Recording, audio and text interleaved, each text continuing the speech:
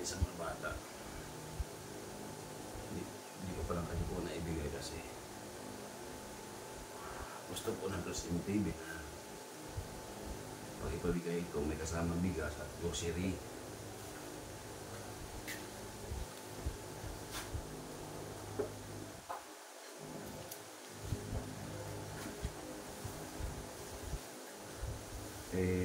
Sa ngayon kasi po wala pa tayong budget pambili ng grocery at saka bigas. Himay-himay na dito para yung pwede pang bata ito pwede pang matanda. Bukod natin ito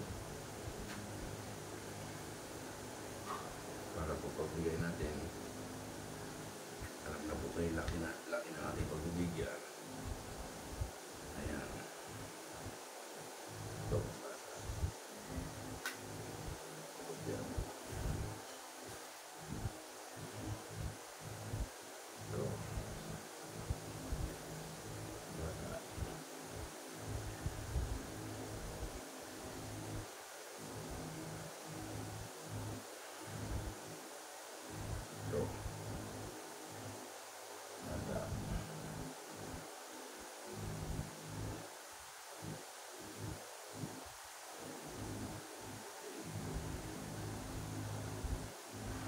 kasi po ano mo ito baka doon pa lang gawa na sila.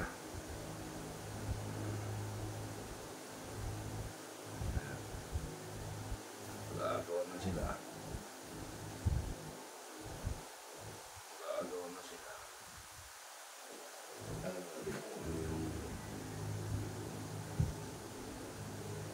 Yung makadadampot nila. Prepare natin para kung ibigay man natin ito.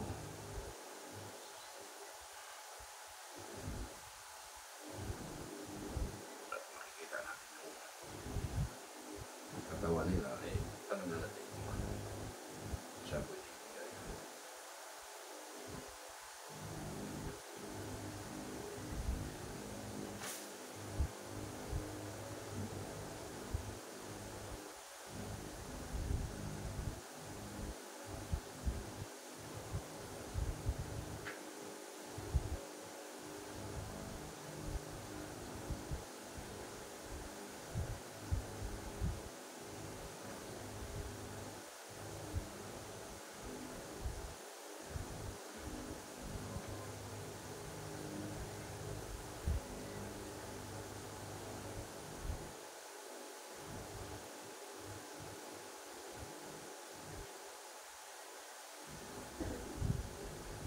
Panganay ito.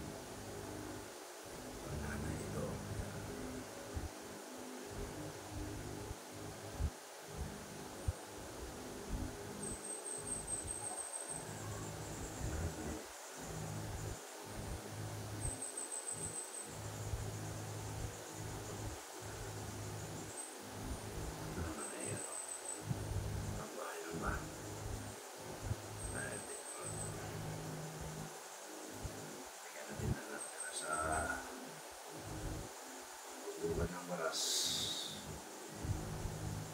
Malusog sila araw-araw. Well, araw-araw lang.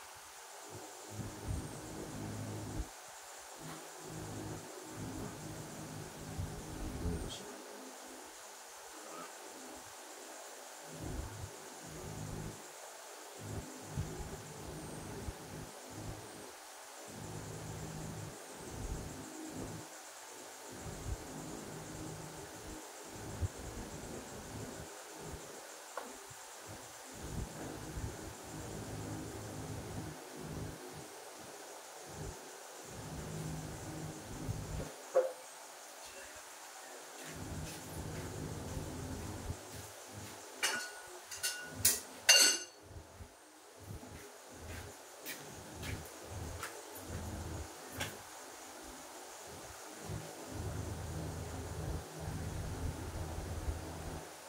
Totoo.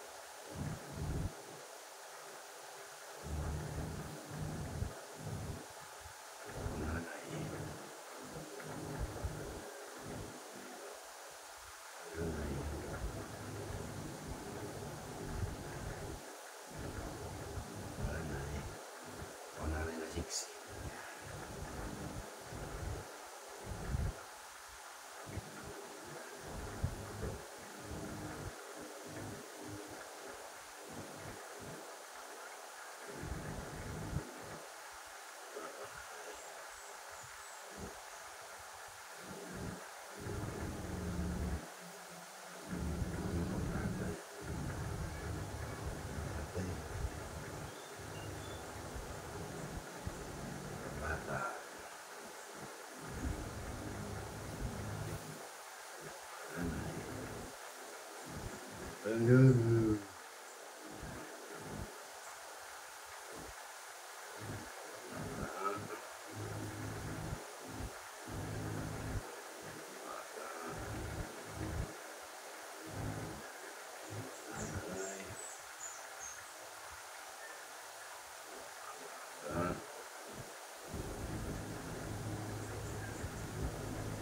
Bata.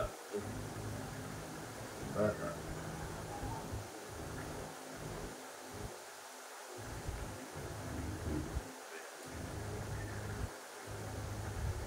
Parang nanay.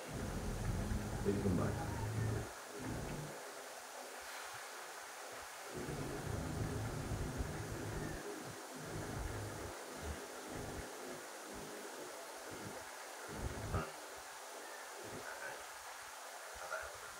Bata.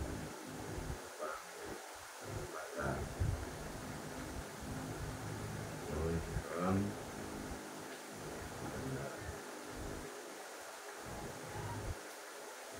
panganay. Siya nung ganda. Sakit naman ito, no? Panganay. Pambata. Pwede rin panganay. Masiksi na nanay. Ito rin pambata. Ayan, pambata.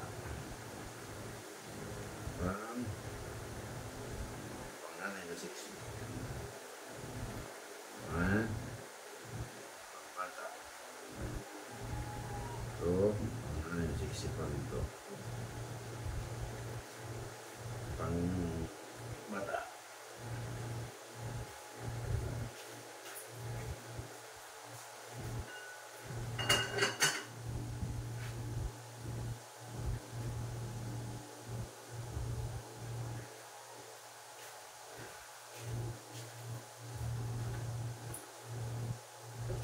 Ito. Banggula.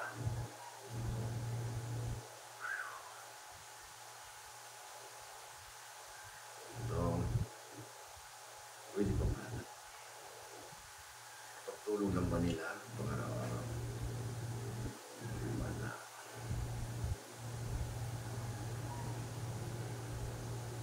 Lalo to sa mga tamad maglaba.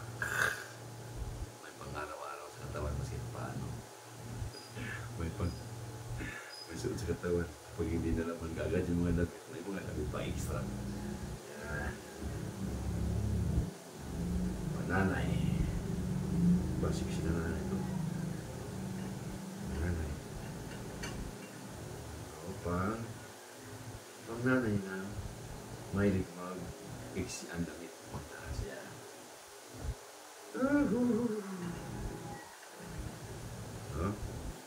Pang-bata. Pang-bata.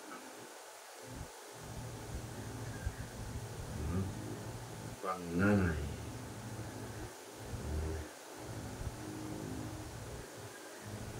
Pang-nanay na siksi. Ito pang-nanay na siksi pa rin. Ito po siksi. Pang-nanay na siksi kasi di atas-atas. Bata. Ito pang-lula.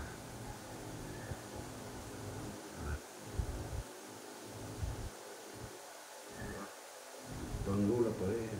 Masiksi. Pang-lula pa rin. Masiksi. Pang-bata. Pastel. Uy, ito. Ang pang-bata. Pang-bata na palda na may magsuot na siksi. Ito. Pang-bata. Ito.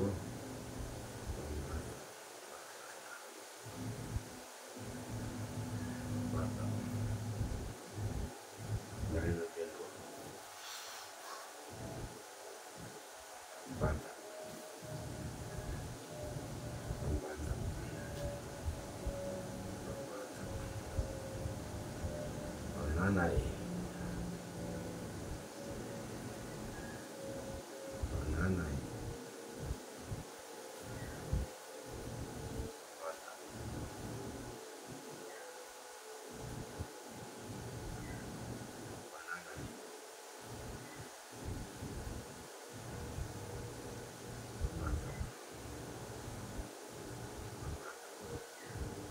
meron dito sa ulo.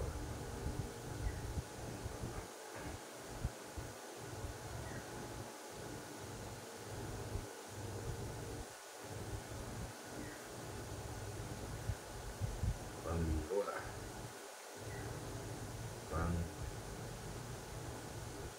Pang-lola. Siksi.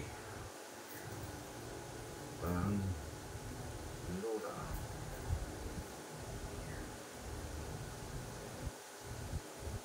Pang-lola.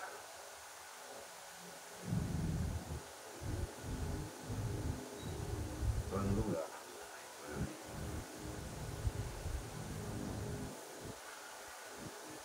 Pang-batang matanda.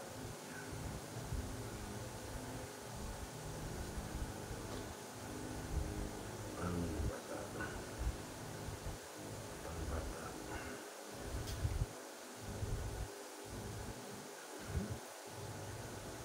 Pang-lola siya. Bata. Pang-bata. Pang-bata.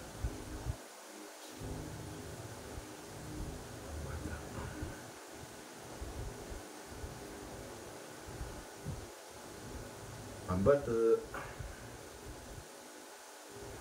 Siguro pang-bata ito. Pang-bata. Matanda. Lola. Pang-lola sa gabi.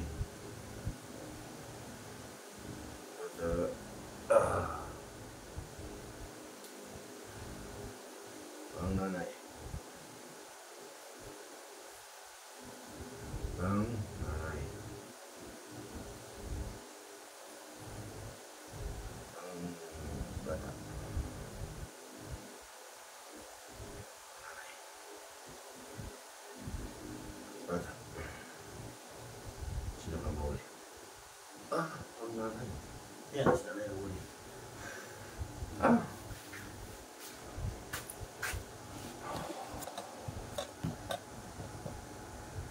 Yan. Ganda sila yung tingin. Yung bahay niya di sinaing.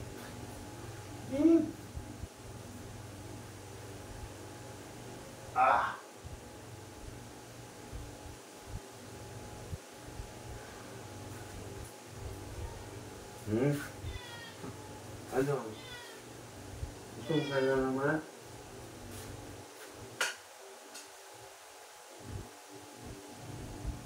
Ay, ito ba? Kunti pa. Ano man din na? Ito ba? Talaga? Gagawin na tayo na. Miss kita talaga. Miss kita. Sus.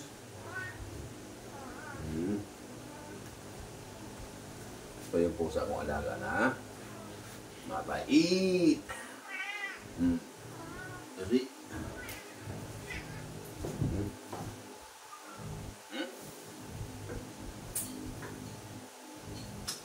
Yan, binigyan na kita. Kurang pa.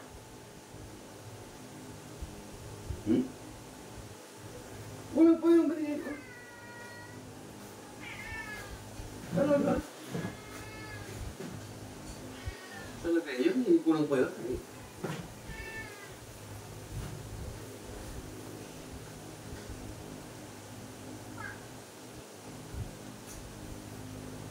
Kulang pa yun?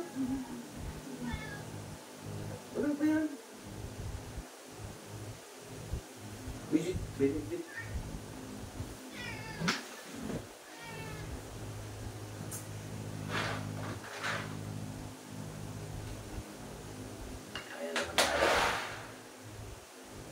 Pusa kong mabait. Sino mabait? Mabait ka ba? Oh. Yan, ito. Nakita na isa niyo. Sana si Yula. Yung isang pusa ko na pulites.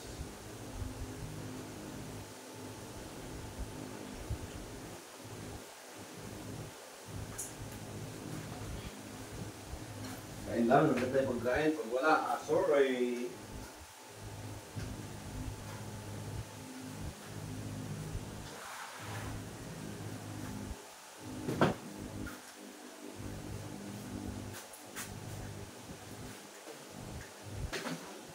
Ayan.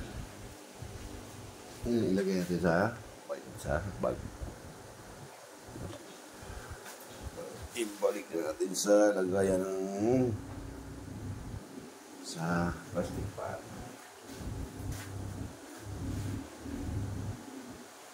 Ayan.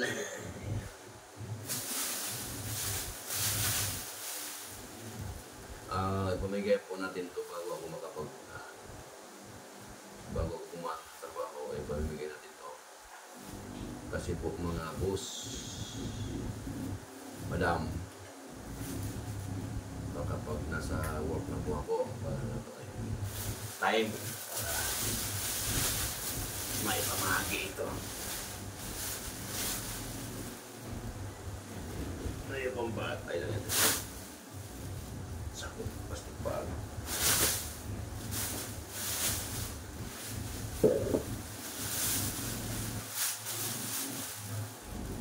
Parang po yun doon sa may mga maraming anak. Doon natin ito ibibigay.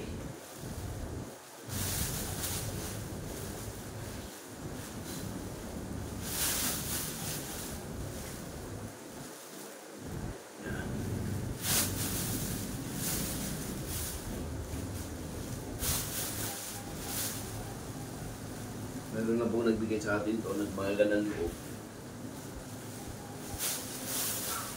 Titindas na okay.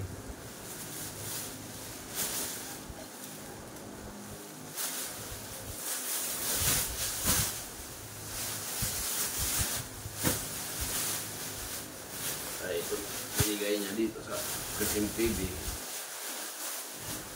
Ay.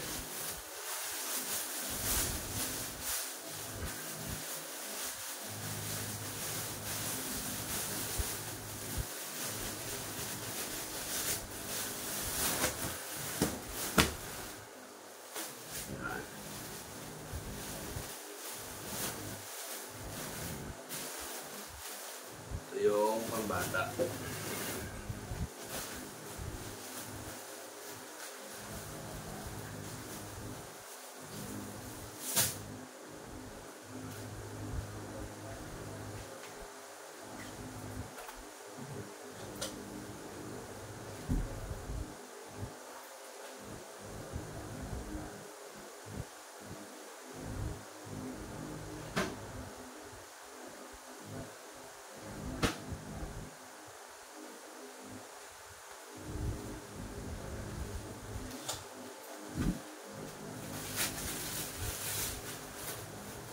Ano yung pang nanay?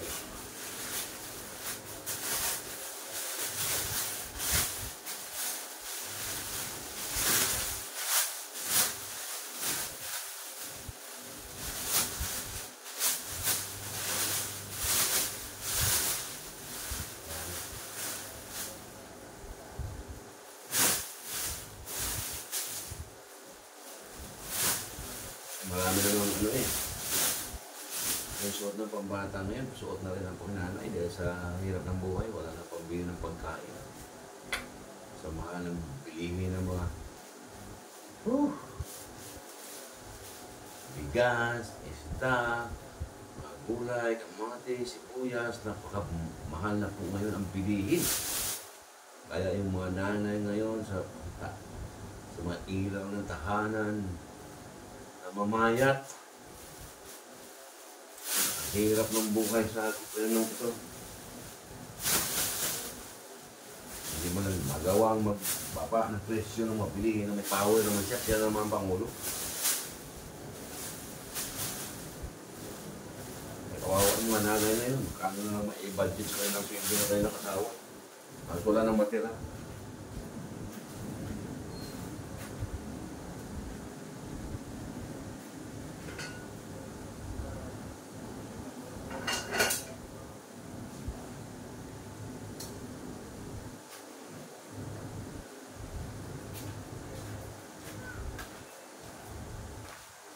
Doon pa lang asawa nila, halos kumot na yung susinduhin. Dahil siyempre, hindi naman pwedeng hindi kumain doon sa trabaho nila. Kaya doon pa lang, halos wala nang susinduhin. Pag-uwi, kunti na lang madala, may bigay sa mga anak. Kaya itong pambatang damit at pang matanda, parang halos na rin pang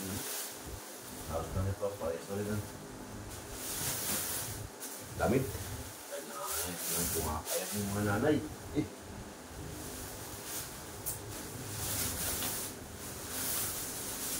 Hindi naman hindi papayat. Marami nang isipin problema. Dagdagan pa ng pagtaas ng siguro ng presyo ng mga bilihin. Talaga naman.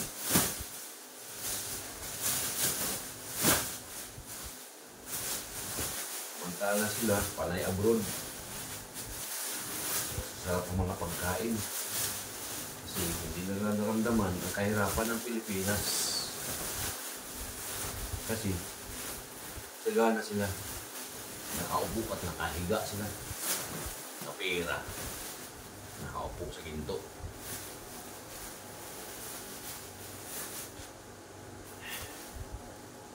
Kaya yung mga naghihirap ngayon, hindi naramdaman ng gobyerno ito.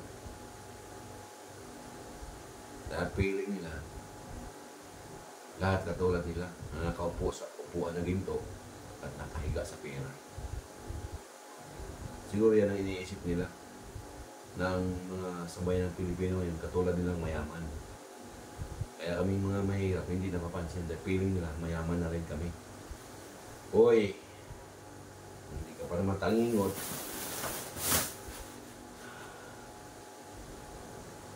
Hindi kami buboto sa iyo kung hindi kami mahirap. Marami na lang naman mahirap ang buboto kapag mayroong eleksyon eh. Halos naman ng mga mayaman, hindi naman buboto mga yan. Once na kami bumoto, ibig sabihin mahirap kami. Dahil lahat ng nagbumoboto sa iyo, once na may eleksyon, halos kami lahat mga mahirap. Mabibilang mo lang yung mga mayaman na bumoboto kapag may eleksyon. Lagi nyo tandaan, ilagay sa utak nyo. Ang mga mahirap na ang nakakapagbigay sa inyo kung anong mayroon kayo ngayon.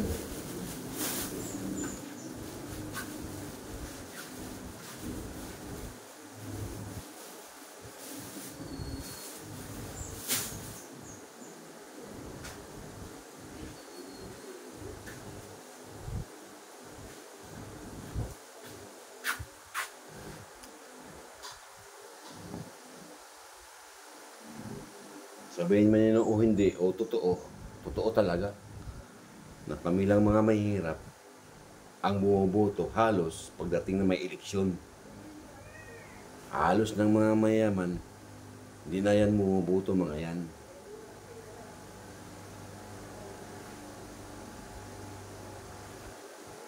Kaya pasurbihin nyo yan at i-clear nyo yan na halos kaming mga mahirap. Pag once na eleksyon, bumoboto kami. Dahil wala kami ibang pag-asa kung hindi ang gobyerno. Pero mali lang kami ngayon dahil nabudot kami.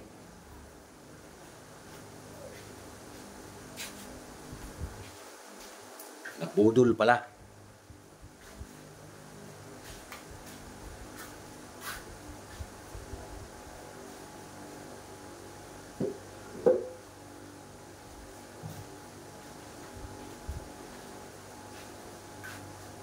Kaya ang naramdaman ngayon, sisi, wala na, huli na ang lahat.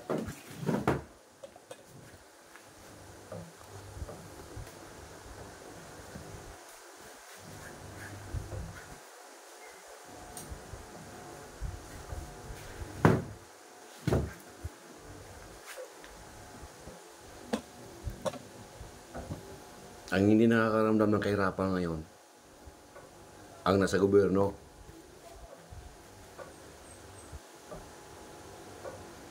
Dahil pinakinabangan ninyo ang pera ng bayan.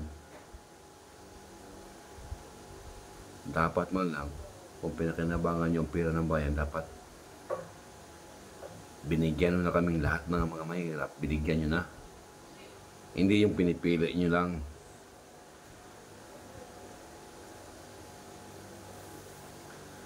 Tulad nung sinasabi nyo, na may matatanggap ang mga estudyante. Karamihan po sa mga tinatanong ko, fake news. Hindi po nakakarating sa iba, sa mga natatanungan ko. Wala po nakarating sa kanila. At ang sagot, fake news daw yun. Doon naman sa sinasabi nyong mahal, nagmura ang bigas, nagbibili ng 29 pesos per kilo. Mas mabaho pa sa utot niyo yung amoy.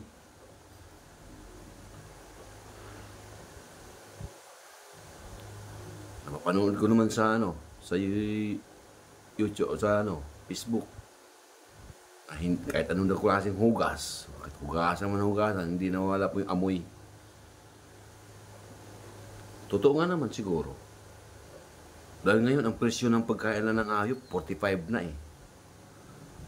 45 na ang kilo. Doon kami magtaka. Pagkain ng tao, 29 pesos.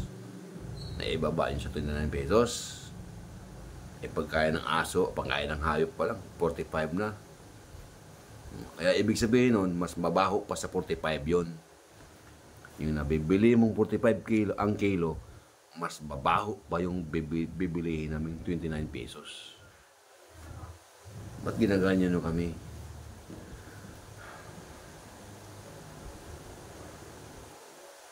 Dapat nagpakatotoo kayo.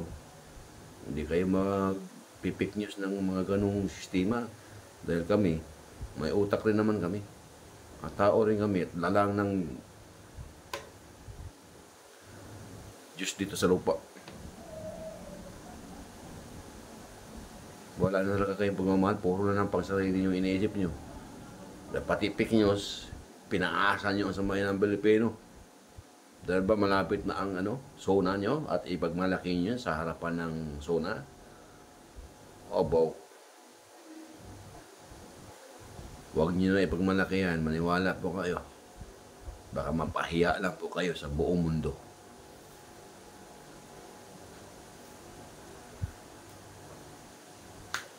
Kung ano po yung totoo, dapat yun ang totoo sabihin nyo sa zona nyo. Dahil sa bigas po, kung babanggitin nyo ang bigas, na naibigay nyo ang presyong gano'n, na ibaba nyo, baka masupla po kayo. At baka marinig nyo pa na yung bigas na binibigay nyo sa ganung presyo, hindi na makain ng tao.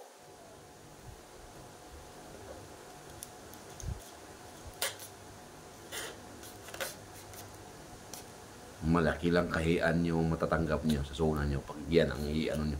Pati yung pagmimigay ng DSWD daw na ayuda ng mga estudyante. Wala pong dumating sa mga magulang ng ilan sa mga natatanong ko na wala po silang natatanggap na ganon.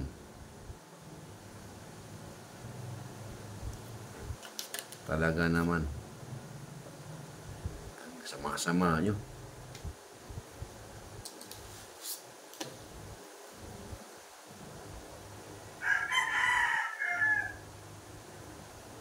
Bumaba na lang kayo kung hindi nyo kayang gampanan ang iyong tungkulin bilang Presidente ng Pilipinas.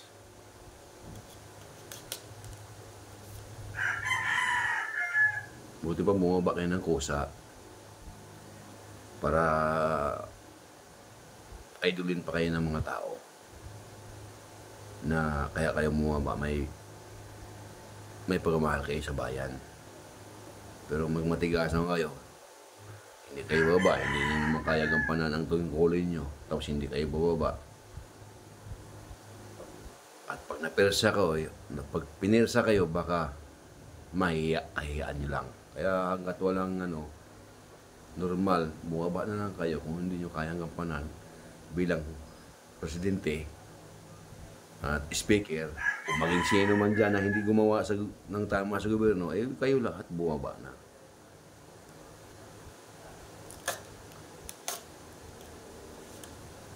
Di ba kayo nahiya?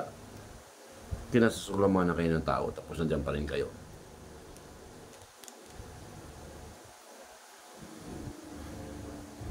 O sige mga ka-LDEs, legit Duterte supporters, good morning sa inyo lahat.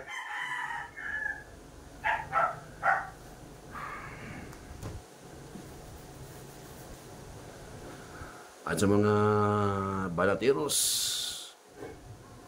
especially kay Boss Banat Bay, Boss Dada at Boss Jigibara, at sa lahat po ng supporters ng LDS, sa lahat po ng supporters ng balateros,